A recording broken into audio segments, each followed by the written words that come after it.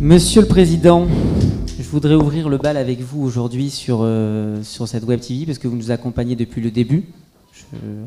Je voudrais que vous nous donniez un petit peu votre vision de l'attractivité aujourd'hui du territoire et surtout nous présenter un petit peu aujourd'hui qu'est-ce que c'est Paris-Saclay. Donc, bon, au-delà de savoir que c'est 27 communes et plus de 314 000 habitants, plus en détail si votre vision aujourd'hui de ce territoire. Bonsoir Tony, merci beaucoup pour l'invitation et surtout je suis très heureux de pouvoir être là sur cette première émission de cette belle Web TV. Ça fait longtemps que vous œuvrez avec d'autres comparses sur le territoire pour le promouvoir et je crois que cette Web TV sera très utile pour ça. Parce que Paris-Saclay, et c'était l'objet de votre question, Paris-Saclay c'est une marque qui représente beaucoup de choses. D'abord, c'est un territoire, vous l'avez dit, de 27 communes sur le nord-ouest de l'Essonne. On est à Massy, qui est une des communes importantes de l'agglomération Paris-Saclay, mais qui va globalement de communes comme Gif, à l'ouest du territoire, jusqu'aux communes qui bordent Orly, Vissou, Chilly-Mazarin, jusqu'au sud, jusqu'à Marcoussis. Et jusqu'à Verrières pour aller encore plus au nord. Donc c'est toutes ces 27 communes-là qui se sont regroupées en 2016 pour avoir une communauté d'intérêt, une communauté d'agglomération sur des projets communs qui se fondent sur plusieurs caractéristiques de notre territoire. La première, c'est qu'on est un territoire qui allie ville et campagne. Et lorsque un habitant décide de devenir paris-saclésien et de venir habiter chez nous, c'est parce qu'en fait il cherche cet équilibre entre ville et campagne. Alors évidemment, quand il va choisir d'aller vivre à Massy, c'est que la partie urbaine est plus importante, mais il va vouloir une proximité forte de la nature. Quand il va aller s'installer à Soleil-Chartreux, ça va être un petit peu plus le côté rural qu'il va rechercher, mais tout en étant proche de tous les services qu'offre la ville. Mais ça, c'est la première caractéristique qui est importante. La seconde, c'est la qualité de vie, qui est lié un petit peu au premier point que j'ai évoqué, mais la qualité de vie de notre territoire, avec des équipements à rayonnement régionaux. On est donc ici à Massy, à côté de l'Opéra de Massy. On a un très beau théâtre à Longjumeau. On a le centre national du rugby qui est à Marcoussis. On a l'autodrome de Linas-Montlhéry. Bref, on a sur le territoire, le Grand Dôme de Villebon aussi, pour le citer, on a sur le territoire des équipements de grande dimension qui offrent cette qualité de vie au quotidien, au-delà de ce que les services publics viennent offrir. Et puis enfin, c'est un territoire qui bouge.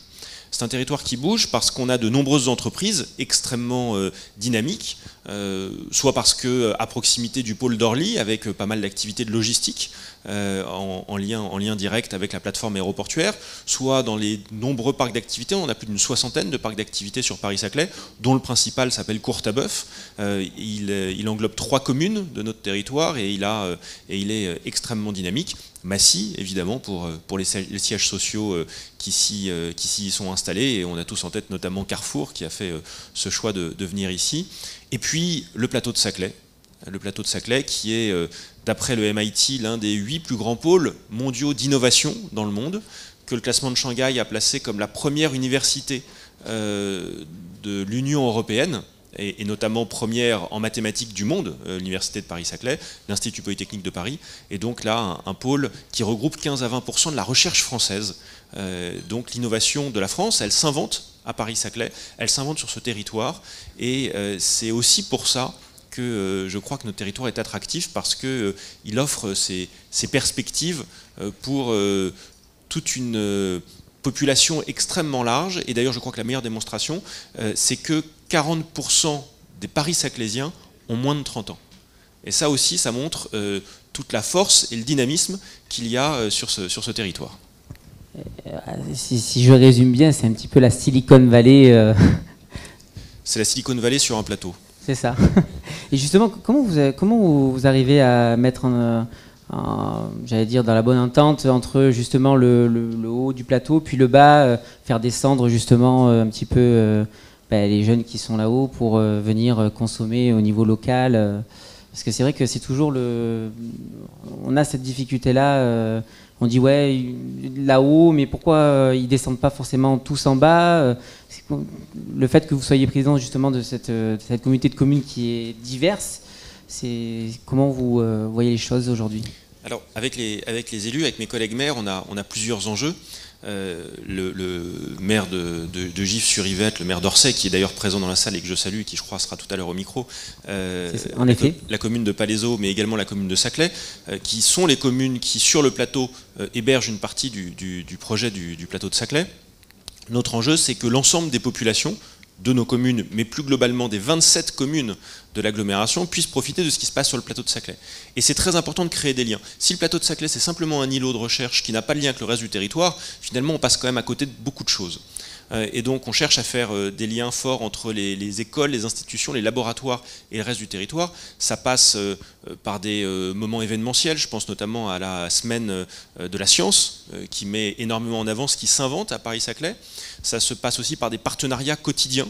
On va avoir des élèves des grandes écoles qui vont venir dans nos lycées pour accompagner les étudiants vers la préparation des études supérieures. C'est des schémas qui existent dans beaucoup d'écoles et qui fonctionnent très très bien, dont les lycées sont très demandeurs. On va essayer de mettre aussi en place pas mal de conventions de partenariat avec ce qui se passe sur le plateau. Notamment, moi, il y a un sujet qui pour moi est très important.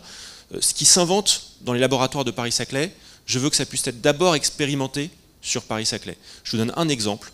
EDF, il y a quelques années, a déployé avec un consortium, un partenaire, sur Internet par la lumière. Ça s'appelle le LiFi.